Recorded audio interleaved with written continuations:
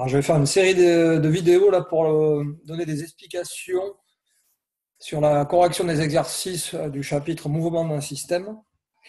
Donc, tout est corrigé, mais je vais donner des explications complémentaires. Alors, je vais commencer par les exercices. Alors, j'ai corrigé que ceux qui étaient non corrigés du livre. Donc, commençons par le 3. Donc, nous avons la position à différentes dates d'un système là, opéré par les points M1, M2, M3, M4, M5, M6. L'intervalle de temps entre deux points consécutifs est constant et il vaut 40 millisecondes. Nous avons ici l'échelle des distances.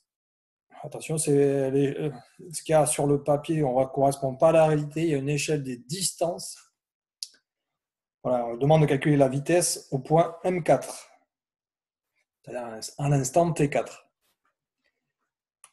Alors, par définition, la vitesse V4, alors je rappelle qu'en fait, on utilise une relation approchée. On veut trouver la vitesse instantanée au point M4, la vitesse instantanée au point M4. Pour cela, on utilise une approximation en disant que cette vitesse instantanée, c'est la vitesse moyenne entre M4 et M5. C'est une approximation qui marche bien quand les points sont proches, c'est-à-dire quand l'intervalle de temps est petit. Donc, par définition, c'est la distance entre le point M4 et le point suivant, c'est-à-dire M5, divisé par l'intervalle de temps que met le système pour aller de point M4 au point M5. Voilà. C'est-à-dire 1 delta T, c'est-à-dire 40 millisecondes entre deux points consécutifs.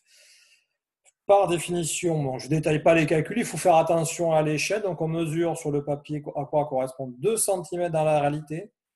2 cm dans la réalité, voilà, ça correspond. Attention, l'échelle n'est pas tout à fait. 2 cm dans la réalité, ça ne correspond pas tout à fait à 2 cm sur le papier. On fait attention à l'échelle et on trouve donc la valeur de la vitesse qu'on peut convertir en centimètres par seconde. Voilà, ce n'est pas l'unité internationale, c'est les mètres par seconde. Mais des centimètres par seconde, c'est peut-être un peu plus parlant. En une seconde, l'objet s'est déplacé de 35 cm. Alors, on ne dit pas ce que c'est, donc on ne dit pas ce que c'est comme système, donc on est un petit peu, on ne peut pas trop savoir si c'est cohérent ou pas. Alors, l'exercice suivant, le 5. Alors, c'est le club de golf. Là, alors, la photo au départ est de qualité déjà elle est un peu sombre, donc en photocopie, ça donne quelque chose d'assez moyen sur la correction ici. Alors, on étudie en fait le mouvement d'un objet ponctuel. Donc là, c'est l'extrémité du club de golf qu'on suppose assimilable à un point. Donc, l'extrémité du club de golf décrit cette trajectoire représentée par la succession l'extrémité du club de golf à intervalle de temps régulier, mais tous ces points sont superposés sur la même image. C'est une chronophotographie, on appelle ça une chronophotographie. Voilà, donc on a deux vecteurs, le vecteur ici en jaune, le vecteur ici en bleu, et on nous demande d'identifier le vecteur vitesse et le vecteur variation de vitesse. Vous avez compris qu'il y avait une différence entre le vecteur vitesse et le vecteur variation de vitesse. Je rappelle que ça, c'est le vecteur variation de vitesse. Le grand delta ici veut dire variation. Voilà. Alors, ce qui permet de trancher, c'est en fait, il y a quelque chose à savoir, c'est le vecteur vitesse est tangent à la trajectoire. Donc, on voit là de façon assez claire que le vecteur vitesse, enfin, le vecteur jaune, pardon. Le vecteur jaune, il est tangent à la trajectoire, donc c'est forcément le vecteur vitesse. Et par déduction logique, l'autre, c'est la variation du vecteur vitesse. Voilà.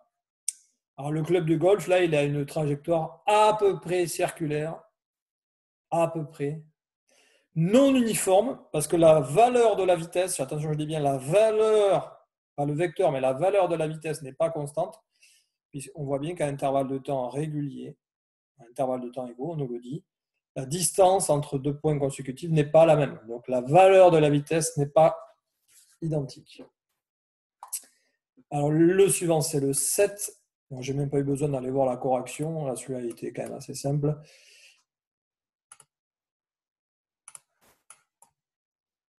Alors, je dézoome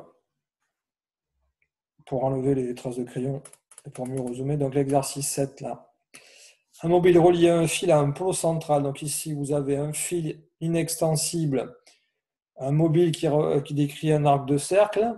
Un peu comme dans l'activité 2, comme dans l'activité 2, page 216 ou 217, je crois. Voilà, donc point central, le fil reste tendu au cours du mouvement du mobile qui se déplace sans frottement sur un support horizontal. Vous allez voir dans ce chapitre-là, on va quasiment toujours supposer qu'il n'y a pas de frottement entre l'objet et le support, ce qui est des fois plus ou moins réaliste. Donc là, on le suppose. Et on nous dit, on a représenté les positions occupées par le mobile à intervalles de temps égaux. Donc voilà, tac, tac, les croix, intervalles de temps égaux. Que les vecteurs qui sont représentés, ça représente, attention, le vecteur somme vectorielle des forces.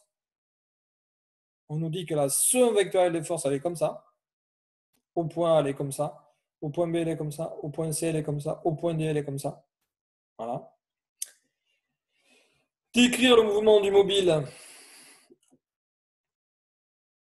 Alors, circulaire, car la trajectoire est un arc de cercle. Alors attention, même quand c'est qu'une portion de cercle, on dit que la trajectoire est circulaire. Hein. Circulaire et uniforme. Pourquoi uniforme? Quand on dit que le mouvement est uniforme, ça veut dire que la valeur de la vitesse, elle est constante. La valeur. Est-ce que la valeur de la vitesse, elle est constante? Mais sans faire aucun calcul, oui, on peut l'expliquer de manière assez simple. En fait, la distance entre deux points consécutifs est la même. L'intervalle de temps est le même. Donc, la valeur de la vitesse est la même. Voilà, donc c'est un argument imparable. Distance entre deux points consécutifs égale intervalle de temps égaux. Donc, la valeur de la vitesse, elle est constante. Voilà. Donc, on va circulaire uniforme. Ensuite, on va représenter le vecteur, attention, variation de vitesse, delta vecteur V. Ne pas confondre le vecteur vitesse et le vecteur variation de vitesse. Vous allez voir ce qui est le plus... Alors, le vecteur vitesse est important, mais le plus important dans l'étude du mouvement, c'est le vecteur variation de vitesse. Comment varie le vecteur vitesse? Attention, pas comment varie la valeur de la vitesse, mais comment varie le vecteur vitesse. C'est ça qui est le plus important. Alors, il y a un lien entre la somme vectorielle des forces qui s'exercent sur l'objet étudié, le mobile, et la variation de son vecteur vitesse. On doit savoir que les deux sont collinéaires et de même sens. Donc, le vecteur vitesse ici, je reprends de suite. Le vecteur variation de vitesse, il est collinéaire et de même sens que la somme vectorielle des forces. Mais attention, comme la somme vectorielle des forces change, elle n'a pas la même direction à chaque point. À chaque point, ce n'est pas la même. Eh bien, c'est pareil pour delta V. Delta vecteur V, il est toujours collinéaire et dans le même sens à ce fameux vecteur-là, c'est ça, il y aura sûrement des questions, à ce vecteur résultant, somme vectorielle des forces qui s'exercent. S'il y a plusieurs forces qui s'exercent, ce qui est important, ce n'est pas les trois vecteurs forces, s'il y a trois forces, ce n'est pas les trois vecteurs forces séparés, mais la somme vectorielle des trois forces. Alors, on nous dit qu'il est comme ça, donc on suit l'énoncé. Alors, les premiers exercices sont toujours un peu plus simples, voilà, pour voir si vous avez bien compris le cours dans un premier temps. Après, on fait des choses un peu plus compliquées. Alors, donc, dans la suite, me semble que c'était le 9. Oui, alors j'ai expliqué dans le 7 avant de passer au 9. Dans le 7, ouais, quelque chose d'important. Alors déjà, ça, c'est la relation cruciale à retenir. Hein. Je l'ai expliqué dans ce qu'il faut retenir du cours dans une autre vidéo. Qu'est-ce que dit cette relation? C'est la relation fondamentale des mouvements des corps, là, que la somme vectorielle, c'est une relation vectorielle, la somme vectorielle des forces qui s'exercent sur un système, c'est égal à la masse du système fois la variation du vecteur vitesse du système sur l'intervalle de temps. Alors, attention, c'est une relation approchée ici, voilà, qui marche bien quand l'intervalle de temps est petit. Alors, qu'est-ce que ça donne en termes de valeur, de norme? Si j'ai un vecteur à gauche et un vecteur à droite, mais attention, il faut que je prenne la norme du vecteur global somme vectorielle des forces. Donc, la norme de la somme vectorielle des forces. Donc, j'ai fait la somme de tous les vecteurs, force, J'ai un vecteur résultant, je prends sa norme. De l'autre côté, la masse fois la norme du vecteur variation du vecteur vitesse égale à delta t. Qu'est-ce que je vois au travers de l'exercice? Je vois que la longueur du vecteur, ce vecteur-là bleu, c'est la somme vectorielle des forces, que la longueur du vecteur elle est même. Donc ça veut dire que la norme du vecteur résultant, elle est constante. La masse du mobilier est constante, delta t est constant.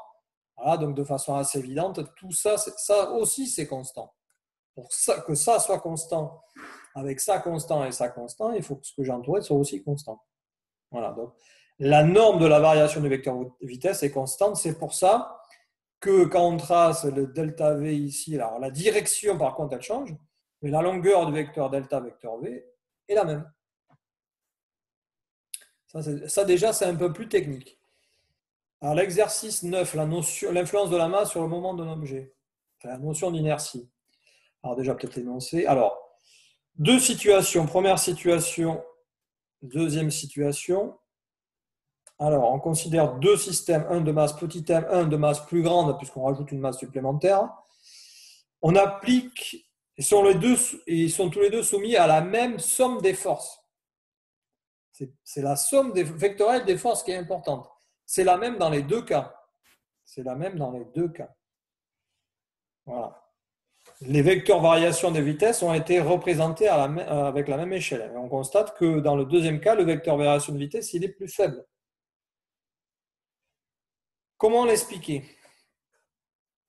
On l'explique grâce à la relation fondamentale qu'il faut savoir utiliser. Je l'ai exprimé dans le premier cas. Dans le deuxième cas, alors attention, ça change. Hein. Premier cas, la masse du système, c'est petit m. Le deuxième cas, la masse du système, c'est m plus m'. D'accord? Ça, c'est le même dans les deux cas. Voilà, delta t, c'est le même dans les deux cas. Par contre, la masse n'est pas la même. Et comme la masse n'est pas la même, forcément, le vecteur variation de vitesse ne sera pas le même. Oui, alors en fait, je n'ai pas dit, mais cette relation vectorielle, là, celle-là, vous l'admettez. Vous l'admettez, c'est Newton qui l'a Newton principalement qui l'a démontré. Voilà, vous admettez cette relation entre les vecteurs force et les vecteurs variation de vitesse, il faut l'admettre. Donc alors, en termes de donc si j'isole le vecteur variation de vitesse delta V1 ici, ça me donne ça. Si je passe en norme, ça me donne ça. Pareil pour le deuxième cas. Et je constate que, donc là, ça c'est la même chose qu'ici. Ça c'est la même chose qu'ici. Par contre, j'ai une masse qui est différente. Voilà, ce qui fait que le vecteur, la norme du vecteur variation de vitesse est plus faible dans le deuxième cas. Ce qui est bien représenté dans l'exercice avec un vecteur plus petit ici dans le deuxième cas que dans le premier cas. Autrement dit, pour faire varier la vitesse d'un objet, c'est plus difficile quand l'objet est plus lourd, a une masse plus grande. Voilà, c'est ça la signification physique de toute cette explication mathématique. Alors je m'arrête là pour cette première vidéo.